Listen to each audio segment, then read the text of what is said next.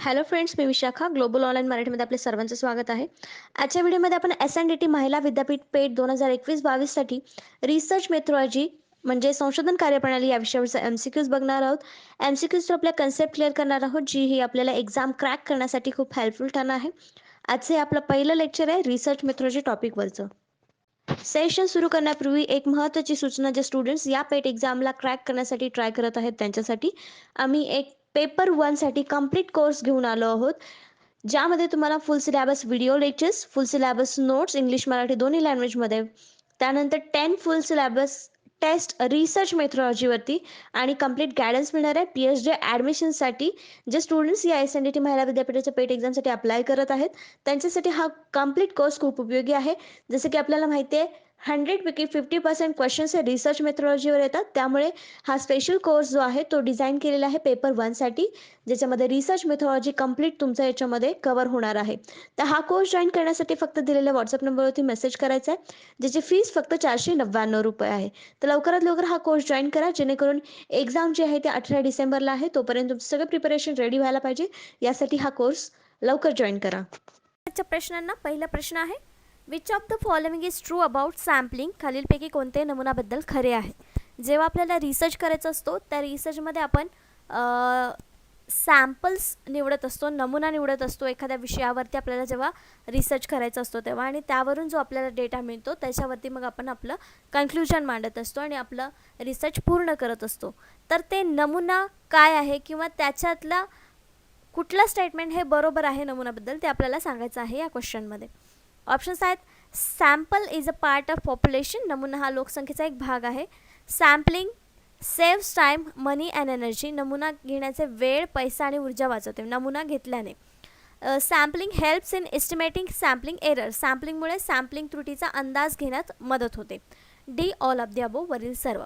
तर नमुना का घेतात म्हणजे त्याच्यावरून आपल्याला पुढची गोष्ट डेटा मिळवण्यासाठी सॅम्पल्स का घेतात, तर तो एक लोकसंख्येचा भाग असतो. बरोबर आहे, कारण आपण लोकसंख्येमधूनच एखादे वेगवेगळे सॅम्पल्स घेतो. कुठलाही विषय निवडतो आपण तेव्हा लोकसंख्येमधलाच एक भाग घेतो. म्हणजे sample is a part of population हे स्टेटमेंट बरोबर आहे. B, sampling saves time, money and energy. B सुद्धा बरोबर आहे, कारण एखादं सॅम्पल जेव्हा आपण घेतो तेव्हा आपल्याला 10 सॅम्पल्स सेम तशाच घेण्याची गरज नसते. सॅम्पल म्हणजेच एक गोष्ट की 10 पैकी एक घ्यायचं. 10 जेव्हा सेम असतात त्यातला एक घ्यायचं, चेक करायचं, मग त्या बाकीचं पण त्याच्यावरचं कन्क्ल्युजन आहे ते सेम लागू होणार बाकीच्या 9 जणांना.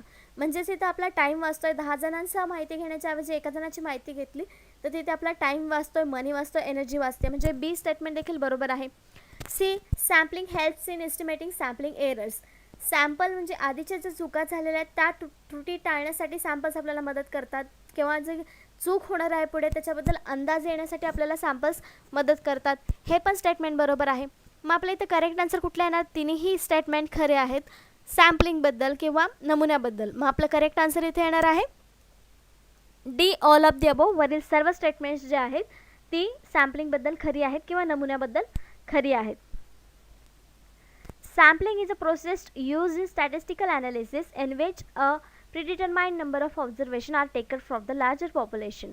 तर सॅम्पलिंग म्हणजे काय सांगितलेलं आहे की खूप मोठ्या लोकसंख्येतून काही स्टॅटिस्टिकल मेथडनी म्हणजे सांख्यिकीय मेथडनी चॉईस केलेलं म्हणजे निवडलेले लोक असतात त्याला आपण सॅम्पल्स असं म्हणू शकतो. The methodology use to sample form a larger population depends on the type of analysis being perform, but it may include simple random sampling or systematic sampling. हां, सिम्पलचे वेगवेगळे टाईप्स आहेत. Random sampling, systematic sampling. काल पण आपण काही types बघितले, cluster sampling, Kota sampling, जे काही प्रकार आहेत सॅम्पलिंगच्या त्या प्रकारानुसार ते वेगवेगळे सॅम्पल्स आपण निवडत असतो. पण ते कशामधून निवडतो, तर लार्जर नंबर ऑफ पॉप्युलेशन म्हणजे खूप मोठ्या लोकसंख्येतून हे सॅम्पल्स आपण निवडत असतो. तर सॅम्पलिंग काय आहे, एक प्रोसेस आहे कशाची, मोठ्या लार्जर पॉप्युलेशनमधून थोडं आपल्याला ऑब्झर्वेशनसाठी किंवा आपल्याला अभ्यास करण्यासाठी नंबर्स निवडणे किंवा काही लोक त्याच्यामध्ये निवडणे, त्याला आपण सॅम्पलिंग म्हणू शकतो. Next question, sampling cases means. नमुन्याची प्रकरणे म्हणजे काय. केस जसं नमुना असतो त्याचे केसेस असतात वेगवेगळे, सॅम्पलिंग केसेस ज्याला आपण म्हणतो. तर ते सॅम्पलिंग म्हणजे नमुन्याची प्रकरणे म्हणजे काय. ऑप्शन्स आहेत, sampling using a sampling frame, sampling frame वापरून एक नमुना तयार करणे. Identifying people who are suitable for research, संशोधनास योग्य लोक असे ओळखणे. Literary the researchers brief case, अक्षरशः संशोधकाचे संक्षिप्त प्रकरण असतं. Sampling of people, newspaper, television programmes etcetera, लोकांचे नमुने घेणे, वर्तमानपत्रे, दूरदर्शन कार्यक्रम इत्यादी. सॅम्पलिंग केसेस म्हणजे उदाहरणं असं म्हणू शकतो आपण. सॅम्पल काय काय असू शकतात त्यांना सॅम्पल केसेस असं आपण म्हणू शकतो. मग आपल्या या ऑप्शन्सपैकी करेक्ट ऑप्शन काय असणार आहे इथे? D, sampling of people, newspaper, television programmes etcetera, these are the sampling cases. नमुन्याची प्रकरणं आहेत किंवा उदाहरणं आहेत असं आपण म्हणू शकतो. म्हणून आपलं करेक्ट आन्सर ते डी आलेलं आहे.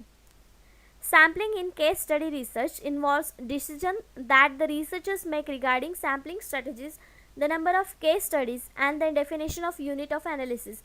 It is central theory of building. The sampling cases काय स्टडी करायला सांगतं आपल्याला की सॅम्पल्स कसे कसे घेतले पाहिजे, त्यात स्ट्रॅटेजी कुठल्या असल्या पाहिजेत, किंवा एखादी केस स्टडी केल्यानंतर त्याच्यावरती दुसरे सॅम्पल्स कसे निवडले पाहिजेत याबद्दल माहिती मिळण्यासाठी हे सॅम्पल केस आपण घेत असतो. याच्यामध्ये नंबर्स आपण ठरवू शकतो की केसेस किती घेऊ शकतो, केस स्टडी ज्याला म्हणतो आपण त्या स्टडी किती घेऊ शकतो हे नंबर्स आपण ठरवू शकतो. त्याचं ॲनालिसिस केल्यानंतर मग आपल्याला एखादी थेअरी बिल्ड करायला सोपं जातं. Next question, the aggregate of all the units pertaining to the study is called, अभ्यासाशी संबंधित सर्व युनिट्सचे एकत्रीकरण म्हणजे काय? Aggregate all the units pertaining to the study is called. आपण आता जे प्रश्न बघितले तिन्ही, तिसरा प्रश्न देखील हा सॅम्पल्सशीच रिलेटेड आहे. त्यांनी असं विचारलं आहे की अभ्यासाशी संबंधित सर्व युनिट्सचं एकत्रीकरण. इथे युनिट या अर्थाने वापरले की सॅम्पल्सच्या एकत्रीकरणाला आपण काय म्हणतो? सॅम्पल्स माहिती आपण लोकांमधलेच घेत असतो. मग त्या युनिट्सला एकत्रितकरण म्हणजे एकत्रितपणे काय म्हणू शकतो? ऑप्शन्स आहेत population, universe, unit, sample, frame. तरी ऑलरेडी आपल्या प्रश्नामध्ये युनिट आहे, मग त्यामुळे युनिट आपलं करेक्ट आन्सर असणार नाही. सॅम्पल्स त्याला म्हणता येईल का? नाही, ते सगळं एकत्रित नसतं. सॅम्पल्स आपण चॉईस केलेले असतात किंवा त्याचे वेगवेगळे प्रकार पडलेले असतात. फ्रेम येईल का? नाही. मग आपलं करेक्ट आन्सर इथे काय असणार आहे? पॉप्युलेशन ऑर युनिवर्स, कारण ते सगळेच सॅम्पल्स त्याच्यामध्ये एकत्रित आहेत, सगळे युनिट्स त्याच्यामध्ये एकत्र आहेत, म्हणून ते एक पॉप्युलेशन ऑर युनिवर्स आहेत. पॉप्युलेशन म्हणजे काय? The aggregate of all units pertaining to the study असं देखील आपण म्हणू शकतो. रिलेटेड टू सॅम्पलिंग, म्हणून याचं करेक्ट आन्सर आपला ए आलेला आहे. सॅम्पलिंगचे काही पॉईंट्स आहेत ते आपण बघूयात. The aggregate of all the units pertaining to the study is called a population or universe. जे आत्ता आपण बघितलं स्टेटमेंट की जे ॲग्रिगेट्स युनिट्स एकत्रितपणे काम करतात त्यांना आपण काय म्हणतो? पॉप्युलेशन किंवा युनिवर्स म्हणतो. A member of a population is an element. जे पॉप्युलेशनचे मेंबर असतात त्याला आपण इलिमेंट म्हणतो किंवा युनिट म्हणू शकतो. एलिमेंट ऑफ स्टडी असं म्हणू शकतो, म्हणजेच एलिमेंट हा शब्द देखील त्याला म्हणू शकतो.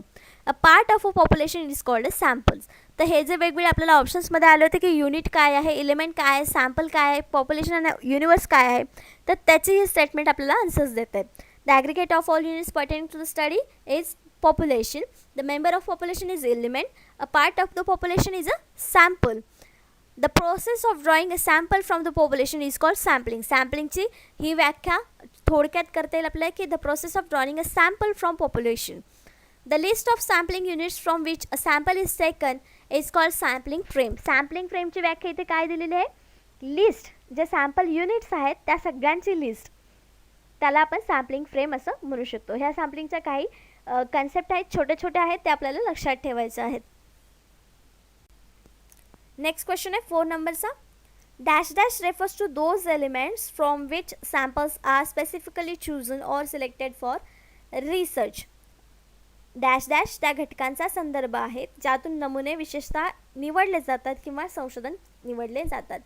आपल्याला प्रश्न असा दिलेला आहे की ज्यातून आपण सॅम्पल्स निवडतो, जे एलिमेंट्स असतात ते सॅम्पलसाठी निवडलेले जातात, ते कुठल्या गटातून किंवा कुठल्या गोष्टीतून निवडले जातात. आपल्याला ऑप्शन्स दिलेले आहेत finite populations, target population, infinite population, sampling population. तर याचं करेक्ट आन्सर आहे बी, टार्गेट पॉप्युलेशन म्हणजे लक्ष्य लोकसंख्या. हे याचं करेक्ट आन्सर आहे, कारण आपण सगळ्याच सॅम्पल्समधून, सगळ्या पॉप्युलेशनमधून आपण रिसर्च करत नाही. आपण रिसर्च करताना एक स्पेसिफिक टार्गेट पॉप्युलेशन बघतो आणि त्यातून मग सॅम्पल्स निवडतो. समजा आपला विषय आहे की सरकारी नोकरी करणारे लोक, तर त्यातून आपलं टार्गेट पॉप्युलेशन काय असणार आहे, तर जे गव्हर्मेंट सर्व्हिस करत आहेत, सरकारी नोकरी करत आहेत, हे आपलं टार्गेट पॉप्युलेशन असणार. लक्ष लोकसंख्या असणार आहे. तर फायनाईट आणि सॅम्पलिंग पॉप्युलेशनमधून आपण सॅम्पल्स निवडायला जाणार नाही, ते आपल्याला खूप कठीण होईल. मग आपण कशातून निवडणार आहोत, ते टार्गेट पॉप्युलेशनमध्ये लक्ष लोकसंख्येमधून ते आपण निवडणार आहोत. म्हणजे आपलं करेक्ट ऑप्शन बी आलेलं आहे. The target population is the group of individuals that the intervention intends to conduct research in and draw conclusions from. In cost effectiveness analysis, characteristics of target population and any subgroups should be described clearly. मग target population काय जे मी सांगितलं तेच तिथे सांगितलेलं आहे की जो आपण विषय निवडलेला आहे ते आपल्याला कन्क्लुजन त्याच्यावरती मिळण्यासाठी त्या विषयाशी रिलेटेड जे लोक आहेत त्याला आपण टार्गेट पॉप्युलेशन असं म्हणू शकतो. Example of target population are companies' customer base, the population of particular country, the student at a particular university or a tenant of housing association. हे वेगवेगळे एक्झाम्पल दिलेले आहेत टार्गेट पॉप्युलेशनचं. जेव्हा आपण कस्टमरशी रिलेटेड काहीतरी रिसर्च करत असू तेव्हा आपला टार्गेट पॉप्युलेशन असणार आहे कंपनीज कस्टमर बेस. त्यानंतर the population of particular country, एखाद्या कंट्रीचं आपण जेव्हा रिसर्च करणार असेल तेव्हा पॉप्युलर कंट्रीचे पॉप्युलेशन जे आहे ते आपलं पॉप्युलेशन टार्गेट असणार आहे. नंतर the student at a particular university, एखाद्या युनिव्हर्सिटीचं जेव्हा आपण रिसर्च करणार असेल तेव्हा आपला टार्गेट पॉप्युलेशन हे त्या पर्टिक्युलर युनिव्हर्सिटीचे स्टुडंट्स असणार आहेत. अशा प्रकारचं एक्झाम्पल आपण देऊ शकतो टार्गेट पॉप्युलेशनसाठी. नेक्स्ट क्वेश्चन आहे 5th नंबरचा. अ member of population is called, लोकसंख्येच्या सदस्याला असे म्हणतात. मग अशी आपण सॅम्पलिंगच्या एक्सप्लेनेशनमध्ये सॅम्पलिंगविषयी क्वेश्चन होता आपला, त्याच्यामध्ये आपण सॅम्पलिंगचे छोटे छोटे कन्सेप्ट बघितला होता. त्यामध्ये ही लाईन हे स्टेटमेंट सेम जसंच्या तसं होतं. अ member of a population is called dash dash. तर आपले ऑप्शन्स आहेत एलिमेंट्स, घटक, डेटा, फॅमिली, कुटुंब, ग्रुप, गट. त्याचं करेक्ट आन्सर आहे ए, एलिमेंट्स, घटक. अ member of a population is called element. Elements sampling or direct element sampling is a sampling method whereby every unit, that is person, organization, group, company, etc. has an equal chance of being selected to be included in a research sample. तर जेव्हा आपण sample म्हणून element निवडतो तेव्हा त्याच्यामध्ये पर्सनचं नाव असू शकतं, organisation असू शकतं, ग्रुप असू शकतं किंवा कंपनी असू शकते. यापैकी काहीही असू शकतं एलिमेंट सॅम्पलिंगमध्ये. तर आपलं जे स्टेटमेंट होतं की जे सॅम्पल्स असतात, पॉप्युलेशन असतात, त्यांना आपण एलिमेंट्स म्हणू शकतो. मग इथे आपलं करेक्ट आन्सर एलिमेंट आहे. नेक्स्ट क्वेश्चन आहे 6 नंबरचा. The population to be sampled is divided into units which are known as. नमुने घेण्याची लोकसंख्या युनिट्समध्ये विभागली गेली आहे त्याला असे म्हणून ओळखले जाते. आपण नमुने जेव्हा घेतो तेव्हा काही युनिट्समध्ये त्याची विभागणी करतो आणि एखादं युनिट मग आपल्याला रिसर्चसाठी आपण घेतो, त्याला काय म्हणतात. Options sampling frame, sampling error, sampling gap, sampling units. त्याचा करेक्ट आन्सर आहे डी, सॅम्पलिंग युनिट्स. आपल्याला क्वेश्चनमध्येच आन्सर विचारेल डिवायडेड इंटू युनिट्स, त्याला काय म्हणतात, सॅम्पलिंग युनिट्सला काय म्हणतात असं विचारलेलं आहे. Sorry, the population to be सॅम्पल्ड, जे पॉप्युलेशन सॅम्पल म्हणून आपण घेणार आहे, जे युनिटमध्ये डिवाईड झालेले आहेत त्यांना काय म्हणणार आहे. क्वेश्चनमध्येच आन्सर आपल्याला मिळालं की सॅम्पलिंग युनिट्स असं त्याला म्हणतात. म्हणजे करेक्ट आन्सर आपल्याला जे मिळालेलं आहे ते आहे D. In the context of market research, a sampling unit is an individual person. Sampling unit कशाला म्हणतात, तर individual personला म्हणतात. In the context of market research, sampling units are taken from entire population. Sample units कशातून घेतो आपण, तर जे सर्व लोकसंख्या आहे त्याच्यातून आपण sampling units निवडत असतो. Such as a country, customer database or region and put into a smaller group to form a research sample. Research sample मिळवण्यासाठी आपण त्याचे वेगवेगळे विभाग करतो, डिव्हिजन करतो, सबग्रुप्स करतो आणि त्याला मग आपण सॅम्पलिंग युनिट्स असं म्हणतो. This groups of unit is then use to research, analyse, draw conclusion on it. हे युनिट्स मग नंतर आपण रिसर्चसाठी पुढे घेतो आणि नंतर त्याच्यावरती विश्लेषण करतो, ऑब्झर्वेशन करतो आणि मग त्यातून एक कन्क्लुजन आपण काढतो जो आपल्याला रिसर्चमध्ये काढायचा आहे किंवा जे आपल्या रिसर्चचा हायपोथेसिस आहे ते क्लिअर करणं किंवा त्याच्यावरती काय कन्क्लुजन निघते हे क्लिअर करणं, हे नंतरची प्रोसेस होते जेव्हा आपण युनिट्सला डिवाईड करून मग एखादं युनिट आपण आपल्या स्टडीसाठी चॉईस करतो तेव्हा. नेक्स्ट क्वेश्चन आहे 7th नंबरचा. Which of the following are steps in sampling process. Sampling प्रक्रियेत खालीलपैकी कोणती पायरी आहे. ऑप्शन्स आहेत डिफायनिंग टार्गेट पॉप्युलेशन, लक्ष्य लोकसंख्या परिभाषित करणे, selecting and identifying the sample method, नमुना पद्धत निवडणे आणि ओळखणे, चूजिंग सॅम्पलिंग फ्रेम निवडणे आणि D all of the above वरील सर्व. तर सॅम्पलिंग प्रक्रियेत कुठली पायरी आवश्यक आहे किंवा कोणती पायरी आहे हे आपल्याला सांगायचं आहे. तर यामध्ये तिन्ही जे ऑप्शन्स आपल्याला दिलेले आहेत ए बी सी, ते तिन्ही ऑप्शन्स आपल्याला आवश्यक असतात सॅम्पलिंग निवडण्यासाठी किंवा सॅम्पलिंग प्रक्रियेमध्ये. मग इथं आपलं करेक्ट आन्सर काय येणार आहे? D, all of the above, वरील सर्व या सॅम्पलिंगच्या पायऱ्या आहेत किंवा सॅम्पलिंग प्रोसेसच्या पायऱ्या आहेत. That is defining target population, कारण टार्गेट पॉप्युलेशन निवडल्यानंतरच आपण मग ॲनालिसिससाठी किंवा इन्फॉर्मेशन घेण्यासाठी त्यांना निवडू शकतो. त्याच्यानंतर आपण selecting and identifying sample method निवडणं ही तेवढंच गरजेचं असतं. कुठली मेथड निवडायची आहे ती ओळखणं, की कुठली सॅम्पल मेथड इथे योग्य असेल किंवा त्यातून आपल्याला योग्य कन्क्लुजन मिळेल, ते पण तितकंच महत्त्वाचं असतं. म्हणून याचाही समावेश आपल्याला सॅम्पलिंग प्रक्रियेत करावा लागतो. आणि सॅम्पलिंग फ्रेम निवडणं हे तर सगळ्यात महत्त्वाचंच आहे. त्यामुळे ह्या तिन्ही ज्या स्टेटमेंट्स आहेत किंवा तिन्ही ज्या पायऱ्या आहेत त्या आवश्यक आहेत सॅम्पलिंग प्रक्रियेमध्ये. आपण बघूया स्टेप्स इन सॅम्पलिंग प्रोसेस, म्हणजे सॅम्पलिंग प्रोसेसच्या काय स्टेप आहेत, पायऱ्या आहेत ते थोडक्यात बघूया. डिफायनिंग द टार्गेट पॉप्युलेशन, सर्वात पहिले आपल्याला टार्गेट पॉप्युलेशन ठरवायचं आहे. आपला जो विषय आहे त्या विषयाला अनुसरून किंवा आपल्या विषयाशी सुसंगत असं पॉप्युलेशन आपल्याला निवडायचं आहे.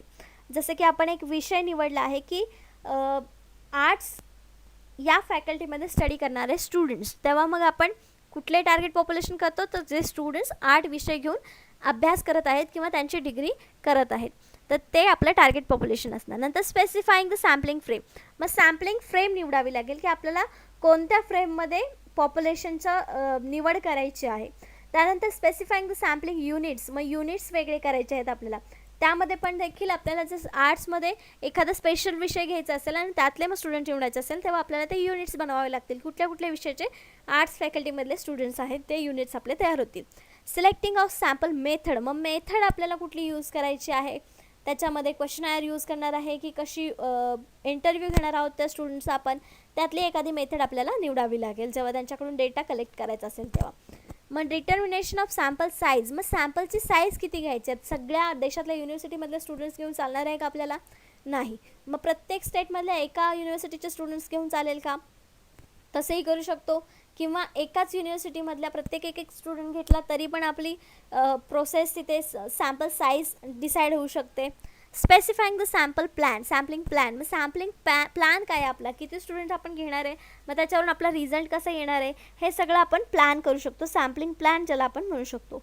सिलेक्टिंग द सॅम्पल, आणि हे सगळं झाल्यानंतर मग आपले सॅम्पल्स हे सिलेक्ट होणार आहेत. या सगळ्या प्रोसेसमधून गेल्यानंतर लास्टला मग सॅम्पल सिलेक्ट केले जातात. जे आपल्याला आवश्यक आहेत प्रत्येक सॅम्पलमध्ये आपल्या रिसर्चसाठी, ते आपण सॅम्पल म्हणून निवडतो. मग इथे आपली सॅम्पल घेण्याची किंवा सॅम्पल निवडण्याची प्रोसेस कंप्लीट होते. नेक्स्ट क्वेश्चन 8 नंबरचा, पॉप्युलेशन व्हॅल्यू इज कॉल्ड, लोकसंख्या मूल्याला असे म्हटले जाते. काय म्हटलं जातं? लोकसंख्येचे मूल्य जे असतं त्याला आपण काय म्हणतो? ऑप्शन्स आहेत पॅरामीटर, स्टॅटिस्टिक्स, व्हेरिएबल्स आणि डेटा. तर आपलं करेक्ट आन्सर इथे असणार आहे पॅरामीटर्स. पॅरामीटर्स हा एक वर्ड आहे जो कशाला बोललं जातं, पॉप्युलेशनची जी काय व्हॅल्यू आहे त्याला पॅरामीटर म्हटलं जातं. त्याच्यामध्ये पॉप्युलेशन व्हॅल्यू मोजली जाते असं आपण म्हणू शकतो. तर पॅरामीटर म्हणजे काय आपण बघूया. A parameter is a numerical quantity or attribute of population that is estimated using data collected from the population. तर हा न्यूमेरिकल क्वांटिटी असणारा म्हणजे सांख्यिकीय मोजमाप असलेला एक गोष्ट आहे जे आपण डेटा कलेक्ट करतो लोकसंख्येमधून, त्याच्यासाठी हे वापरलं जातं पॅरामीटर वर्ड.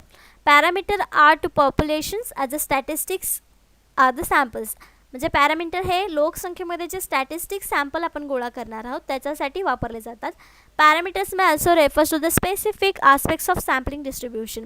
याच्यामध्ये कशासाठी वापरलं जातं पॅरामीटर, की सॅम्पलिंगचं डिस्ट्रीब्युशन करण्यासाठी किंवा जर टेस्ट आपण घेतो, स्टॅटिस्टिक्स टेस्ट म्हणतो आपण, Z test, F test, T test, या सगळ्या ज्या टेस्ट आहेत त्याच्यासाठी रेफरन्स देण्यासाठी किंवा त्या डिस्ट्रीब्युशन करण्यासाठी हे पॅरामीटर्स आपण वापरतो. For example, when estimating the mean weight loss for subscribers of a particular weight loss plan, जे पर्टिक्युलर वेट लॉस प्लॅन वापरत आहेत त्यांनी सबस्क्राईब केलेलं आहे त्या प्लॅनसाठी, त्या कॅटेगरीतले सगळे लोक, त्याला आपण पॅरामीटर म्हणू शकतो. म्हणजे आपण जनरली वापरतो वर्ड की हां या पॅरामीटरमध्ये बसणारे स्टुडंट्स या एक्झामला बसू शकतात, हे पॅरामीटर वर्ड आपण इथे असं वापरू शकतो. The most straight forward point estimate is the sample mean. Sample mean काढण्यासाठी आपण पॅरामीटर हा वर्ड वापरतो असे इथे आपण म्हणू शकतो. नेक्स्ट क्वेश्चन आहे 9 नंबरचा, सॅम्पल व्हॅल्यू इज कॉल्ड, नमुना मूल्य याला असे म्हटले जाते. काय म्हटलं जातं? पॉप्युलेशन व्हॅल्यूला आपण पॅरामीटर म्हणतो. मग इथे सॅम्पल व्हॅल्यू विचारलेले आहे. ऑप्शन्स आहेत पॅरामीटर, स्टॅटिस्टिक, आकडेवारी, व्हेरिएबल, चल, डेटा. तर आपल्या ऑप्शन्समध्ये इथे करेक्ट आन्सर आपल्याला लगेच सापडेल. जेव्हा पॉप्युलेशनच्या व्हॅल्यूला पॅरामीटर्स म्हणतात, तर सॅम्पलच्या व्हॅल्यूला आपण काय म्हणणार? स्टॅटिस्टिक. एकच वर्ड आहे जो सॅम्पल्सची व्हॅल्यू सांगू शकतो आपल्याला, म्हणून आपल्या इथं करेक्ट वर्ड आहे, करेक्ट ऑप्शन आहे स्टॅटिस्टिक्स, आकडेवारी. सॅम्पल व्हॅल्यूला आपण स्टॅटिस्टिक असं म्हणतो. A sample value is the value of statistic calculating using the values of sample. सॅम्पलच्या व्हॅल्यू कशा मोजल्या जातात? तर स्टॅटिस्टिक जे काय आहे आपले नंबर्स आहेत त्याला कॅल्क्युलेट केलं जातं, त्याची व्हॅल्यू जे निघेल ते सॅम्पलची सॅम्पल व्हॅल्यू आहे असं आपण म्हणू शकतो. A population value also called parameter. जसं आता लास्ट आपण क्वेश्चनमध्ये बघितलं की पॉप्युलेशनची व्हॅल्यू जे आहे त्याला पॅरामीटर म्हणतात. Is calculating using all the values of the entire population. सगळ्या पॉप्युलेशनच्या व्हॅल्यूज कॅल्क्युलेट करून आपण सॅम्पल व्हॅल्यूज काढत असतो. म्हणजे आपलं करेक्ट ऑप्शन काय आलं होतं? सॅम्पल व्हॅल्यूला काय म्हणतो आपण? स्टॅटिस्टिक्स. नेक्स्ट क्वेश्चन आहे 10 नंबरचा. A complete survey of population is called. लोकसंख्येचं संपूर्ण सर्वेक्षण असे म्हणतात. कशाला म्हणतात? ऑप्शन्स आहेत सेन्सस, जनगणना, सॅम्पल म्हणजे नमुना, रिपोर्ट म्हणजे अहवाल, D none of the above, वरीलपैकी कोणतेही नाही. आपण आपल्या स्कूल लेवलच्या एज्युकेशनमध्ये देखील संपलेलं आहे की पॉप्युलेशनचा दर 10 वर्षांनी सर्वे होत असतो, ज्याला आपण सेन्सस म्हणून ओळखतो, म्हणजे जनगणना ज्याला म्हणतो. दर 10 वर्षांनी ही जनगणना होत असते. तर आपल्या इथे करेक्ट आन्सर देखील ए आहे, सेन्सस, जनगणना. A complete survey of population is called census, जनगणना. Census includes the total process of collecting, compiling, analyzing, evaluating, publishing and disseminating statistical data regarding the population and housing and their geographical location. तर census म्हणजे काय दिलेलं आहे की सगळंच लोकसंख्येविषयी माहिती गोळा करणं, ते जमा करणं, मग त्याचं विश्लेषण करणं, त्याला मूल्यांकन करणं, त्याला पब्लिश करणं, त्याच्यानंतर त्याचा स्टॅटिस्टिकल डेटा काय आहे, त्याच्यामध्ये वेगवेगळ्या गोष्टी म्हणजे ते राहणं त्यांचं कुठं आहे, त्यांच्या हाऊसिंगबद्दल माहिती, त्यांचं जॉग्राफिकल लोकेशन, ही सगळी माहिती सेन्ससमध्ये इन्क्लूड केलेली असते. दर 10 वर्षांनी ही माहिती अपडेट होत असते आणि त्यावरूनच आपल्याला प्रत्येक म्हणजे देशामध्ये देशाची लोकसंख्या आज किती आहे, यावर्षी किती आहे, हे आपल्याला लक्षात येत असतं. Population characteristics include demographic, social and economic data are provided as of particular date, reference period. तर इथे काय दिलेलं आहे आपल्याला की पॉप्युलेशनचे कॅरेक्टरिस्टिक्स जे आहेत त्याच्यामध्ये असतात सेन्ससमध्ये सोशल, इकॉनॉमिक, डेमोग्राफिक म्हणजे लोकसंख्येविषयी, सामाजिक किंवा आर्थिक माहिती देखील या सेन्ससमध्ये आपल्याला मिळालेली असते. म्हणजे किती लोक बेरोजगार आहेत, किती लोकांना रोजगार नाही आहे, त्याच्यानंतर किती लोकांना रोजगार मिळतोय पण भूक मार होते किंवा जीवन जगण्यासाठी त्यांच्याकडे आवश्यक पैसे नाही आहे, ही सगळा डेटा जो इन्फॉर्मेशन जे आहे ते आपल्याला सेन्ससमधून मिळते किंवा सेन्ससवरती रिसर्च केल्यानंतर आपल्याला प्राप्त होत असते. पण पर्टिक्युलर डेटमध्ये, पर्टिक्युलर पिरियडमध्ये, रेफरन्स पिरियडमध्ये. का? कारण तो दर 10 वर्षांनी होते, म्हणजे 10 वर्षाच्या पिरियडसाठी ती माहिती व्हॅलिड असते. त्यानंतर ती माहिती अपडेट होते दर 10 वर्षांनी आणि त्याच्यातून मग आपल्याला पुढच्या नेक्स्ट अपडेटेड माहिती पुढच्या 10 वर्षांनीच मिळते. त्याला आपण जनगणना किंवा सेन्सस असं म्हणतो. तर अशा प्रकारचे आजचे 10 प्रश्न आणि 10 कन्सेप्ट आपल्या इथे संपलेले आहेत. आजच्या व्हिडिओमध्ये किंवा आजच्या सेशनमध्ये आपण सॅम्पलिंग या टॉपिकवरचे क्वेश्चन्स बघितलेले आहेत 10 आणि त्या 10 क्वेश्चन्सवरचे 10 कन्सेप्ट सॅम्पलशीच रिलेटेड होत्या. नेक्स्ट लेक्चरमध्ये आपल्याला रिसर्च मेथॉडॉलॉजीच्या काही डेफिनेशन्स, त्याचे कॅरेक्टरिस्टिक्स बघायचे आहेत, ते एक्सप्लेन करायचे आहेत. त्यानंतर आणखीन काही टॉपिक होतील नेक्स्ट लेक्चरमध्ये. आजच्या लेक्चरसाठी धन्यवाद. थँक्यू.